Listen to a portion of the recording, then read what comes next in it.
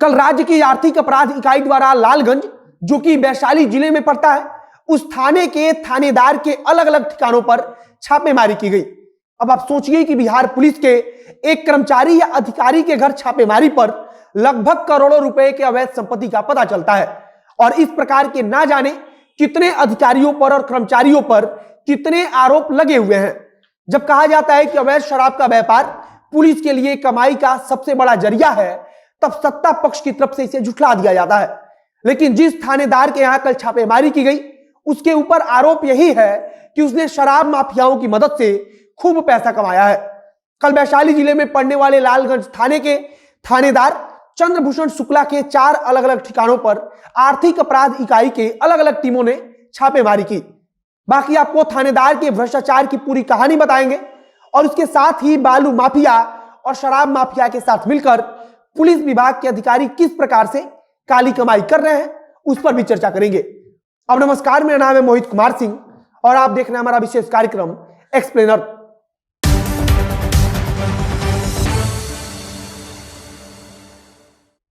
एक बात तो तय है कि राज्य में शराब माफियाओं के साथ मिलकर पुलिस विभाग के कुछ अधिकारियों ने खूब काली कमाई की है।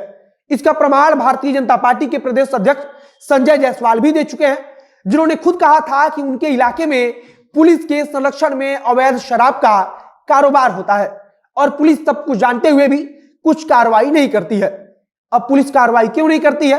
क्योंकि पुलिस के पास उसका अपना हिस्सा पहुंच जाता है। अब आते हैं अपने खबर पर वापस कि वैशाली जिले में एक लालगंज थाना पड़ता है और इस थाने के थानेदार का नाम चंद्रभूषण शुक्ला है और चंद्रभूषण शुक्ला जी के 4 अलग अलग ठिकानों पर छापेमारी की गई और छापेमारी के बाद से पता चला कि लगभग 90 लाख की अवैध कमाई 11 साल में थानेदार साहब ने की है।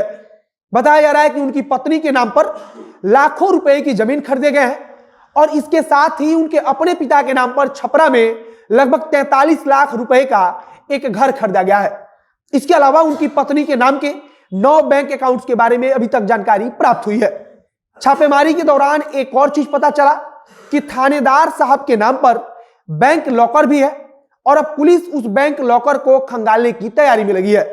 यहां एक बात हैरान करने वाली है कि लगभग 11 साल से नौकरी करने वाले थानेदार साहब के पास से जितनी संपत्ति अब तक बरामद हुई है, अगर इनके असली तनख्वाह के हिसाब से देखा जाए तो यह 93% ज्यादा है। मतलब कि थानेदार साहब ने अपने थानेदारी के दौरान जमकर रिश्वत कमाई है और उसी रिश्वत की कमाई पर अब छापेमारी चल रही है। अभी बैंक के लॉकर को खंगालना बाकी है तथा बैंक में जितने खाते मिले हैं उन सब का भी पता नहीं चल पाया है और अभी टीम जांच कर रही है। कहा जा रहा है कि जो बैंक खातों का पता चल चुका है उसे फ्रीज किया जा चुका है, मतलब कि अब उससे रुपया नहीं निकाला जा सकता है। इसके अलावा थानेदार साहब ने अपनी नौकरी के दौरान खूब भ्रष्टाचार किया है और पिछले कुछ समय से जब शराबबंदी कानून को लेकर सवाल उठने लगा, तब सरकार की तरफ से लगातार अभियान चलाया जा रहा है और उसी के तहत थानेदार साहब के ठिकानों पर भी छापेमारी की गई।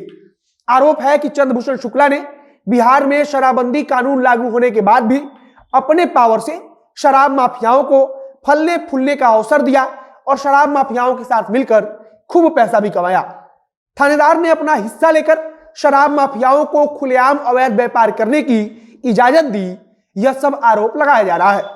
फिलहाल अगर पिछले कुछ समय के दौरान देखा जाए तो बालू माफियाओं से साठगांठ रखने वाले अधिकारियों के घर पर भी छापेमारी की गई थी और उस दौरान भी अवैध कमाई करने वाले अधिकारियों के घर से लाखों रुपए की अवैध संपत्ति का खुलासा हुआ था। फिलहाल शराब माफिया से साठगांठ को लेकर कहा जा रहा है कि राज्य में कई पुलिस अधिकारी सरकार के रडार पर है और सरकार सही वक्त पर इन अधिकारियों पर नकेल कसेगी। पिछले कुछ वक्त से सत्ता पक्ष के नेता भी लगातार शराब माफियाओं से साठगांठ का आरोप पुलिस अधिकारियों पर लगा रहे हैं और अब माना जा रहा है कि इसी फीडबैक के आधार पर या कह लीजिए कि एक प्रकार से जब दबाव बना तो यह सब कुछ कार्रवाई हो रही है तथा पिछले कुछ दिनों के दौरान सरकार की जो छवि बिगड़ी है उसे भी एक प्रकार से सुधारने की कोशिश है। बाकी आगे देखना होगा कि और कौन कौन से अधिकारियों पर सरकार नकेल कसती है और अगर इससे जुड़ी हुई कोई नई जानकारी सामने आएगी तो उसे हम आप तक पहुंचाएंगे। इस वीडियो को ही समाप्त करते हैं। वीडियो को शेयर जरूर कीजिएगा और फेसबुक पेज को लाइक कर लीजिए तथा यूट्यूब चैनल को सब्सक्राइब कीजिए। मिलते हैं फिर बहुत जल्द अगले वीडियो में। कैमरे के पीछे खड़े ओम प्रकाश और मैं मोहित कुमार सिंह। बहुत बहुत धन्यवाद।